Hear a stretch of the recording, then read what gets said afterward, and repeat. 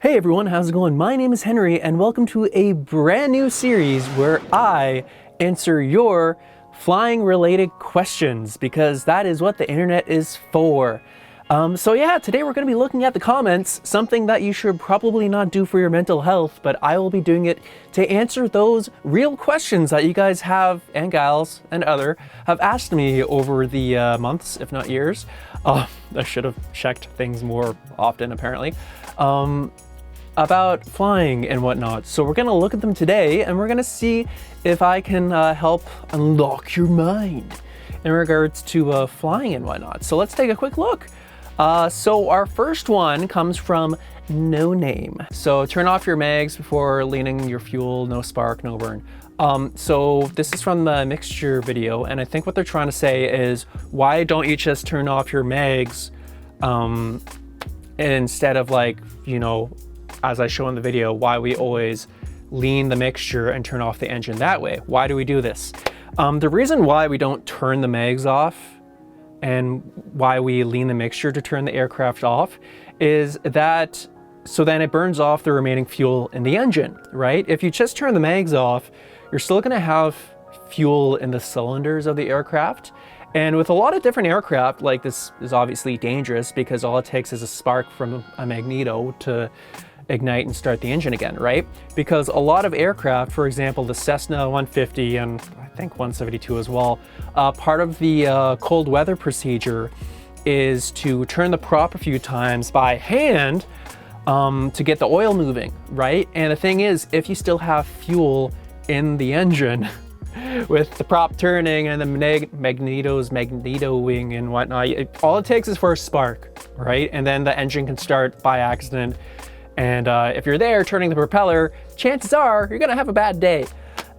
So we always burn off the remaining fuel in the engine before we turn the mags off. So that's why in the video, as well as if you ever go flying in a general aviation aircraft, most of the time we lean the mixture to turn the engine off instead of just doing the mags, because again, we want to burn that fuel off. And that was a long explanation. I'm sorry, this is going to be a long video then. So our next one is from Alan Marlin, who asks from the altimeter video, new to all this, so if you only know what your altitude is above sea level, then when you go to land at a small airport that is, for example, 983 feet above sea level, you have to minus your current altimeter reading, say 1,300 feet, to the altitude of the airport, ?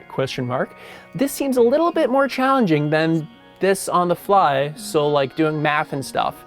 So yeah, we get these pilots, I should say, we get these questions a lot. So in the video, we basically show how you set your altimeter setting. So like, for example, if you're at an airport that's 500 feet above the ground, you don't set your altimeter to your field elevation, really. You set it to what it is in inches of mercury.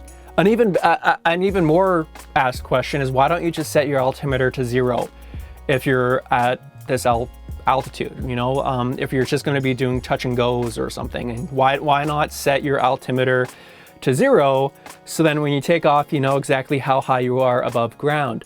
This is true, you do at that moment know how high you are above ground, but this can also be dangerous because all it takes is for like a new front or something to come in and those numbers are no longer accurate.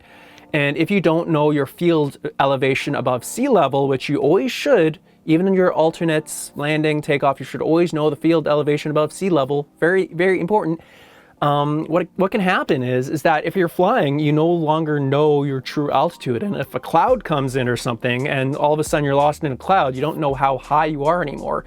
But if you listened to Henry and your instructors and whatever, and you've set it to the above sea level calibration, then you will always know the proper altitude. So if you know your airport is, for let's say, 500 feet above sea level and your altimeter is set for above sea level, you can then get altimeter updates from like the AWOS or ATIS or other weather channels, so then you can keep your altimeter up to date. We don't do that for above ground level because, again, every airport's different and all it takes is the weather to change and you have no idea what your altitude is anymore. Things are a little bit different because we have GPS and things nowadays, but again, please, please, please get into the habit of setting it to the altimeter setting, not just above ground, because that is a very dangerous and bad habit to get into. All right, sticking with the altimeter video for now, Samet Kank, can you please explain underreading and overreading as well? Still on the same video here. Yeah, for sure. So basically, there are something called altimeter errors. So basically you can underread and overread an altimeter. Kind of like what I said earlier with our previous question, is that all it takes is for a new pressure system or whatever to come in, and your altimeter is now not correct anymore if you don't set it and keep it up to date. So this is completely natural, and this is why we always have to make sure that we update our altimeter and other instruments regularly.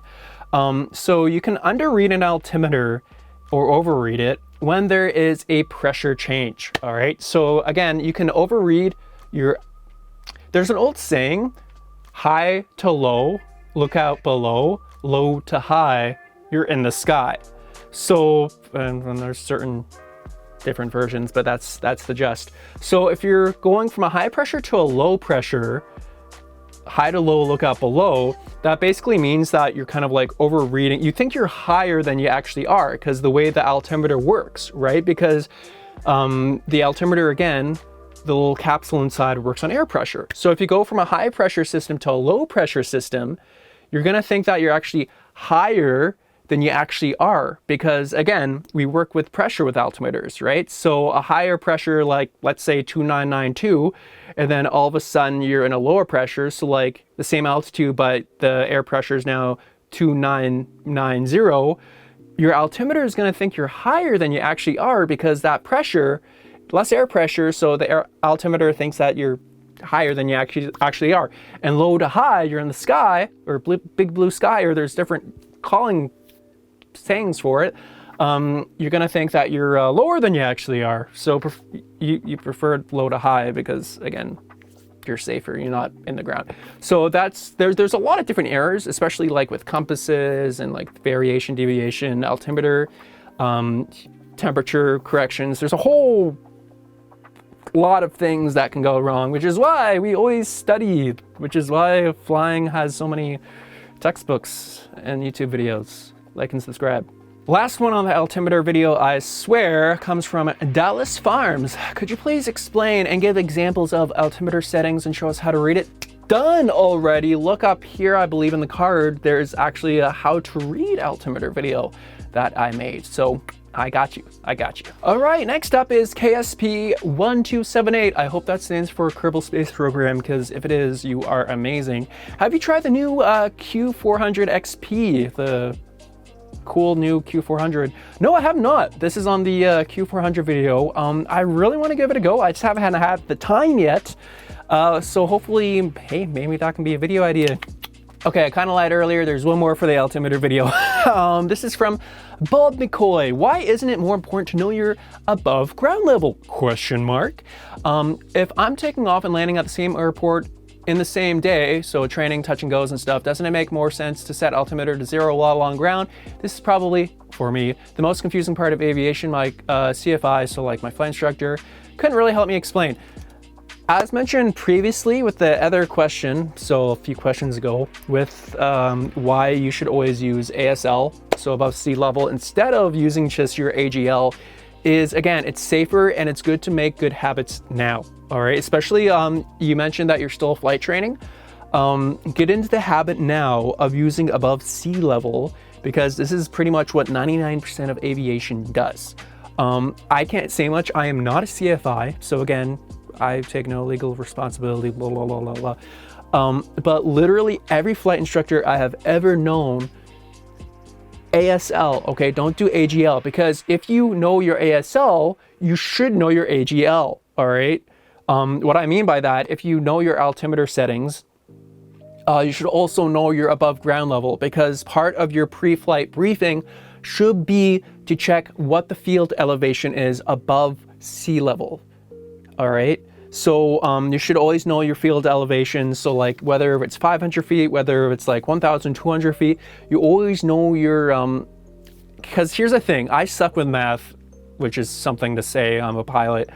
But even I got into the idea of always using above sea level. And here's the thing, like even when using glass instruments are great because they can have like both on at the same time. But just look for little things. If you suck at math like I do, like if you want to know your altitude above ground and you have ASL stuck in your mind, which you should be using ASL. But an easy way to manage altitudes, if you suck at math like I do, on a good old steam gauge altimeter, is think of it like a clock, right? So for your turning altitudes of 500 feet and 1,000 feet, just take your circle. All right, I'll hopefully have a circle in here and cut it into 4. All right, so you already know that half the circle, that's 500 feet. So whether if you're, let's say if your field elevation is like 700 feet, you already know that you just look directly across and that's around 200 feet. When your little 100-foot hand hits 200, that is when you're 500 feet. And then if you keep on going and when it hits the little 7 again, that's 1,000 feet above ground level. All right, so that's an easy way to do it. And of course, glass instruments are even easier. You're gonna just have your both at the same time because technology is great. Okay, I'm done with altimeters for now, I swear. Nartman, my man be looking like Chris Pratt, LOL. Yeah, when I have short hair, I get that a lot, actually, thank you. I'm super famous. All right, next up is Anthony Kavanaugh. Great video. This is the gliding video, by the way. Great video. Can you tell which flight sim this is, please? Also, do you have a preference for which joystick you'll use with this sim? Thanks. I believe the gliding video was, I can't remember, was that X-Plane? I think that might have been X-Plane. I don't know. It says in the description. I always put which sim it is in the description, so it should say there. And I used the X55 from Saytech before they got bought out. Picture here in the video. I use it for everything. I use it for X-Plane, Flight Sim, DCS, the whole 9 yards. It does exactly what you need it. Lots of customization, and it has the two throttle quadrants. So whether if you're using it for like an F-18, or you can split them. And you can use one if you're doing helicopters. You can use one as a throttle, one as a collective, which is very, very useful. Yeah, it's a great system. I love it. Highly recommend. Next up is from Cindy Huang. Is it me or does this guy look like Chris Pratt? All right, next up is from Linking Chains. I hate flying. Oh, why are you here? Definitely looks cool from the cockpit though, with all the instruments lit up. Oh, okay, so yeah, this is from the 787 video I did. This is when I was in the cockpit for the landing because it was part of my job at the time. Before this was in the before times before the you know what took over the world. Yeah, it's definitely great. And if you ever have a fear of flying, definitely like. It's the same with driving, right? Like if you get car sick, you don't get car sick while you're driving, right? Because you're concentrating and you're in control. It's kind of the same thing with flying.